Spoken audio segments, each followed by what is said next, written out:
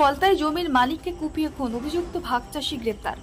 জমি নিয়ে বিরোধের জেরে দক্ষিণ 24 পরগনার ফলতা থানার জালালপুর এলাকায় খুন এক ব্যক্তি।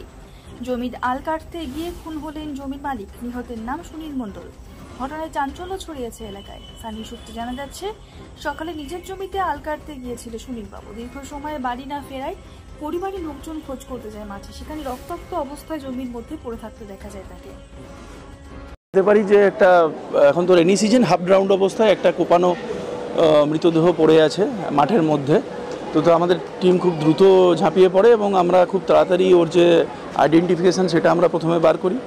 তারপরে আমরা একটা যেটা ম্যানুয়াল সোর্সের উপর কাজ করে আমরা বুঝতে পারি যে কে প্রবাবল সাসপেক্ট হতে পারে, এবং আমরা যেটা আনকভার করতে পারলাম যে এটা একটা ভাগ চাষি এবং জমির মালিকের মধ্যেকার একটা টেনশন।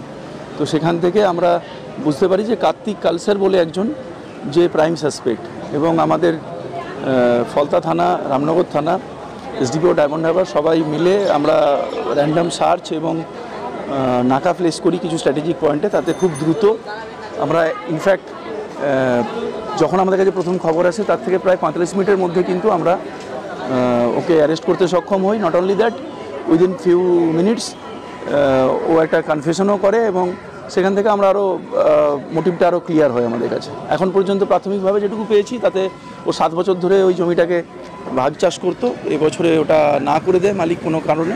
তো সেক্ষেত্রে সেটাকে সে ঠিক মেনে নিতে পারেনি, he could not make piece with that, এবং আজকে খুব অত্যধিক মদ্যপ অবস্থায় ছিল এবং ওইভাবে একটা দা দিয়ে ওকে আঘাত করে। কালকে আমরা রিমান্ডে নেবো, আর এখনও আমরা যেটা অফেন্ডিং উইপেন ওটা সার্চ করছি। তারপর আরও যেগুলো ইনভেস্টিগেশনের প্রসিডিউর আছে সেগুলো ডেফিনেটলি আমরা, এটা রামনগর থানা এরিয়া থেকে ওকে ধরা হয়েছে। ওখানেই বাড়ি?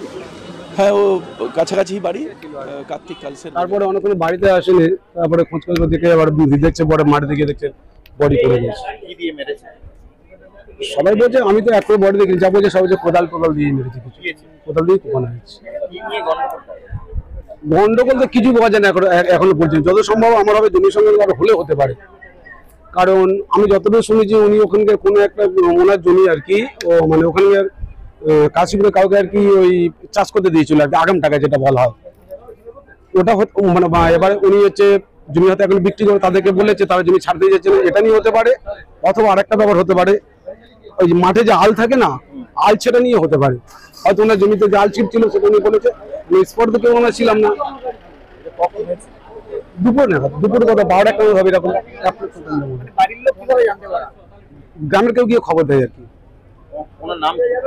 সুনীল মণ্ডল, ফলতা জালালপুর।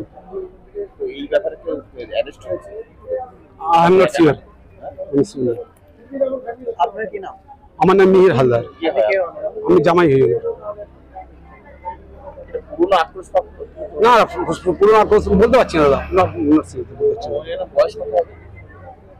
অ্যাপ্রক্স 70-75 হবে, 65-70 হবে।